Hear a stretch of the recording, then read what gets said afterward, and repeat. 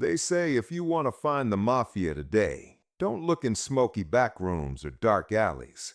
Look where the cranes rise, where concrete pours, and where billion-dollar towers touch the sky. Because in America, if there's cement, there's someone getting paid under the table. Welcome back to the channel, where we dive deep into the hidden mechanics of power, money, and crime.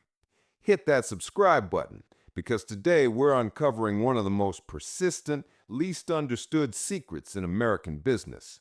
How the mafia didn't just survive, it built America, literally, one slab of concrete at a time. Let's go back. New York City, 1950s. A skyline exploding with ambition. Bridges, skyscrapers, tunnels, the promise of a new empire. But behind every contract, behind every bag of cement, behind every union handshake was a hidden economy. One run by men who never lifted a shovel. They lifted envelopes. The mafia realized early that control of construction meant control of the future.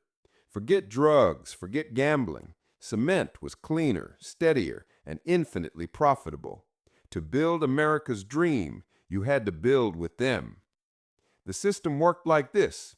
You start with the unions, especially the ones that move the materials, concrete, steel, trucking. The mafia didn't just shake them down, they owned them. Union bosses were friends of friends, collecting dues from workers and quietly paying a percentage up the chain. If a contractor wanted a job done, say a city bridge or a high-rise in Manhattan, they had to play by certain rules. Hire approved workers, use recommended suppliers, and of course, pay your insurance fee to the family that ran that territory. It was extortion dressed in a suit and tie.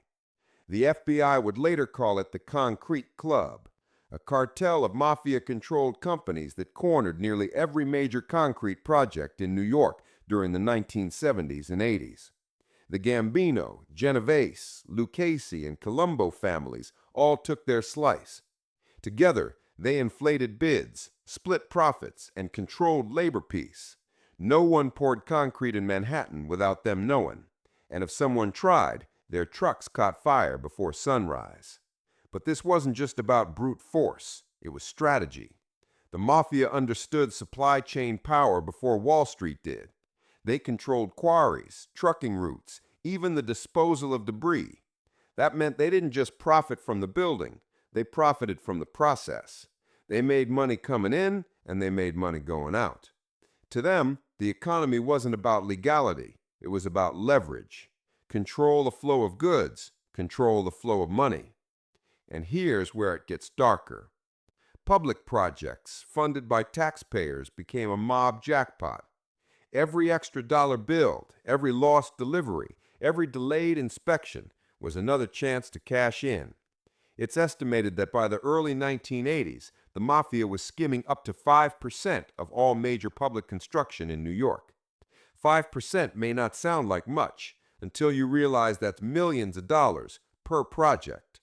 It wasn't just New York. Chicago, Boston, Philadelphia, even Las Vegas had their own versions of the same playbook. Different names, same hustle. But why construction? Because it was perfect.